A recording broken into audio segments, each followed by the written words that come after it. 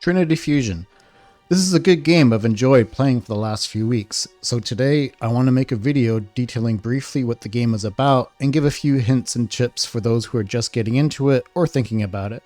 I'll also throw in a way to cheese through a lot of it if you're having difficulties completing a run or killing a boss. Trinity Fusion is one of those, I don't know how to put it exactly, roguelike, souls-like. I don't know the genre where you don't play through the game but instead do runs and die at some point in your run, but gain like a little bit of power to carry you over into your next run while progressing the story at the same time. For me, it plays out similar to Hades, which was the first of these kinds of games that I played, and overall, I don't know how I feel about this style of gameplay, but I'll dive into that some other time. The story behind Trinity Fusion is pretty interesting. It takes place far into the future where humanity advances to the point where it's able to duplicate the world and create alternate versions of itself, essentially creating its own multiverse. In order to create more resources in production, humanity at some point makes 3 additional universes where it harvests material and labor to nurture itself. However, over the course of time, each of the other universes sort of runs wild and out of the controls of the Prime Universe, collapsing into this post-apocalyptic nightmare of itself. The Prime Universe doesn't really bother to fix things so long as it's able to continue to use resources generated from its counterparts. For example, in one universe, life and growth sort of take over and mutate to the point where monsters roam the lands and have killed just about everything. The few humans left struggle to survive in this bitter wasteland. Another universe is taken over by machines that, surprise, wipe out most of humanity.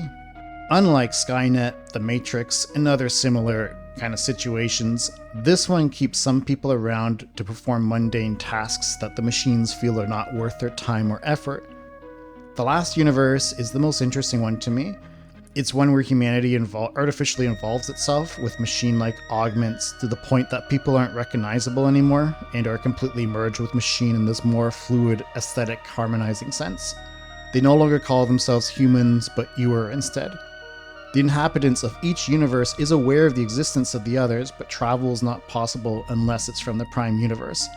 All in all, it's an interesting setup despite having some missing plot holes.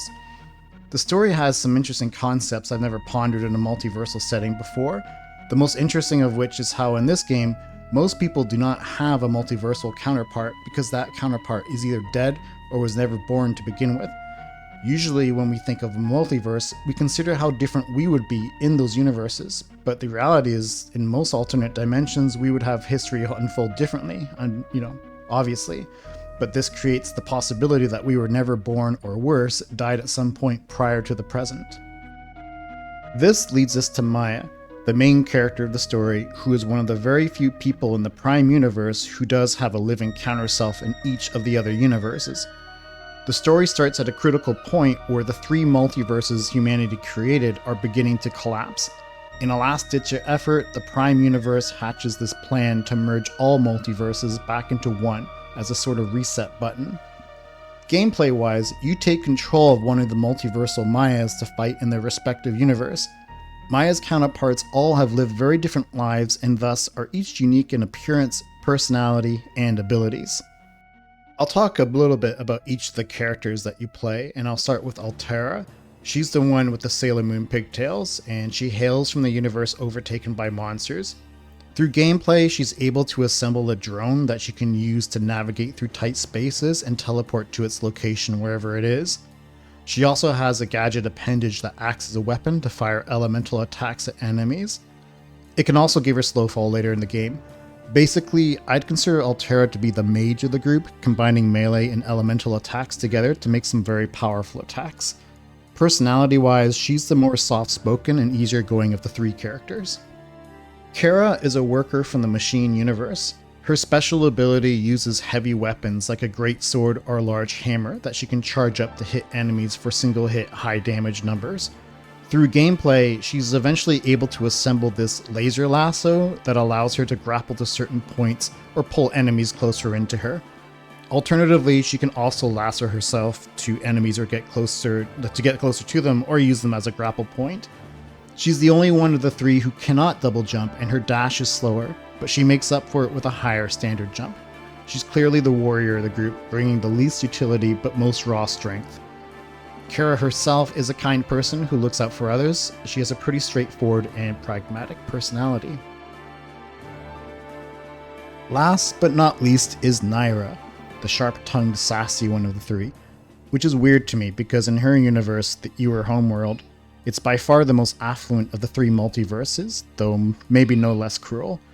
There, she worked as a security detail for the Ewers until she is recruited by the Prime Universe for this final mission. Naira is the ranger of the group. She starts with a gun and is able to collect a variety of assorted ranged weapons, most of which hit from afar. After some gameplay, she's also able to assemble something called a wave bash. Like Kera, this allows her to grapple to points located around each level and access hard-to-reach areas. Also like Kera's lasso, Wave Bash can also lock onto enemies and have Naira bash through them with considerable force, as well as knock them into the air. The difference between the two is that the lasso doesn't do any damage, while the Wave Bash does considerable damage. It's a direct upgrade to the lasso and is, in my opinion, the most superior of the three unique traits. The caveat, however, is Naira's starting area, I feel, is more difficult than the other two.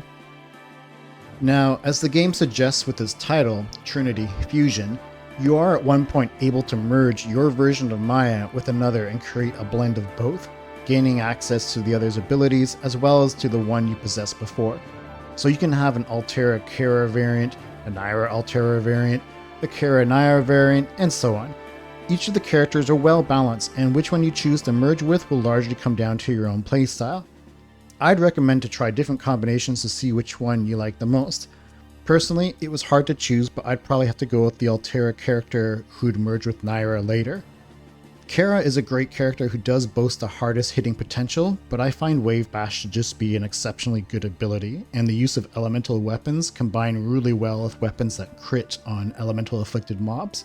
Though truthfully, I've spent an equal amount of time playing all three at this point. I also think Altara's Monsterverse to be easier than Kera's Terminatorverse or the Ewerverse for Naira. As I said, the Ewer levels are probably the most difficult to start with, so I'd recommend them last when you're just starting out. Let's get into some of the specifics of the game. So as I said earlier, the game is designed with the idea that you will die a bunch and slowly gain strength each time. In fact, the story makes a point of saying so long as the Prime Universe's Maya lives, none of her alternative selves can truly die. They are immortal and will always be resurrected on death back into the Prime Universe. So, to gain power, you play through the game and gain currency. There are three types of currency, two of which you will carry with you after death to spend at your home base to increase your strength for your next run. The first of these three are straight up coins. You collect them throughout the levels and when you kill enemies. You spend these at various stores and chests to increase your power, and these don't carry through after death, so be sure to spend away. Next, there are both chips and orbs. Chips look sort of similar to coins in that they're both gold in color, so watch out for that. These will stay with you after death, and you will want to use them to power yourself up back at your home base. Whenever you open a chest, you're given a choice between two items but can only select one.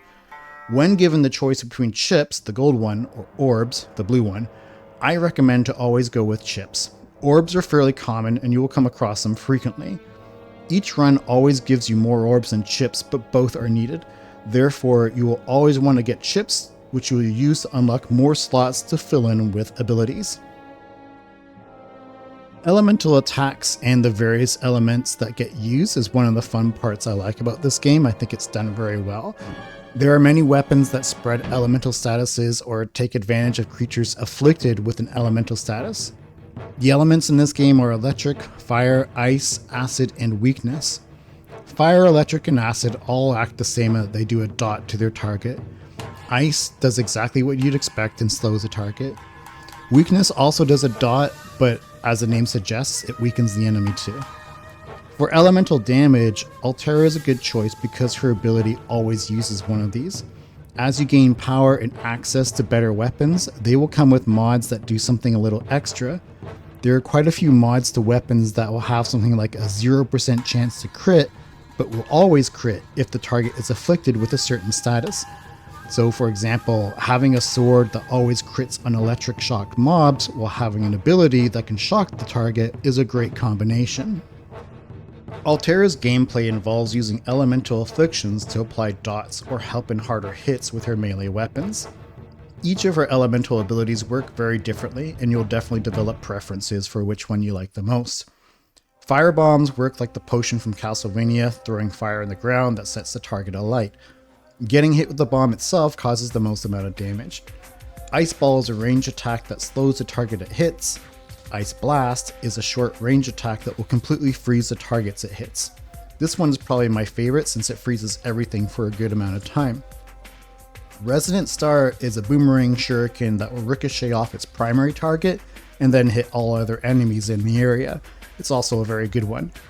Arc Pulse is a very hard-hitting bouncy ball that leaves shock trails in the floor where it bounces off of. This one shouldn't be overlooked as it makes short work of whatever it hits, I found. Flame Pillar is like fire bombs, but sort of weaker in my opinion. And the laser looks really good on paper as it hits very hard, but doesn't afflict with any elements. And honestly, I think it gets outshined by better options. It does have exceptional range though. No doubt you'll have your favorites, but mine would be the Freeze, Boomerang, and Arc Pulse. Kera is a simple character to use, and her starting level isn't much more difficult than Altara's. If you don't want to worry as much about elemental attacks and would just rather have something that hits with raw power, then Kera is a good choice. The trick with her is timing, since you want to get the most out of her charged attack. You'll need to know when to hit the enemy. There's not much to her other than deciding which of her heavy hitting weapons you like the most, I should say. Personally, the hammer and long range katana are my favorites.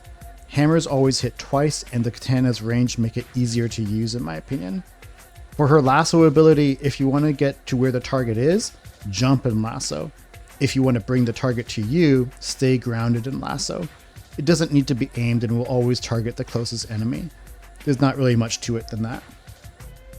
As I mentioned earlier, Naira has access to an assortment of guns. Bows, plasma rifles, rocket launchers, you name it. Of the choices available, the shotgun is my favorite. I find it dusts everything it hits. Sniper rifles are also a good choice too, since you can hit enemies off screen with it for considerable damage. However, the real power with Naira is her Wave Bash ability. Once you get access to this, I would recommend using it as much as possible. It not only makes her difficult to hit, but she also hits very hard with it. Again though, everyone will have their preferences on which they like the most. If you're someone who likes to hit and run tactics and hitting off screen, then Naira might be the one for you. Throughout your playthroughs, you're going to come across these power stations that augment your existing powers and abilities. They only last as long as the run itself, sort of like how the blessings you got from the Olympians in Hades worked. I won't go into too much detail other than that there are clear winners and losers in my opinion.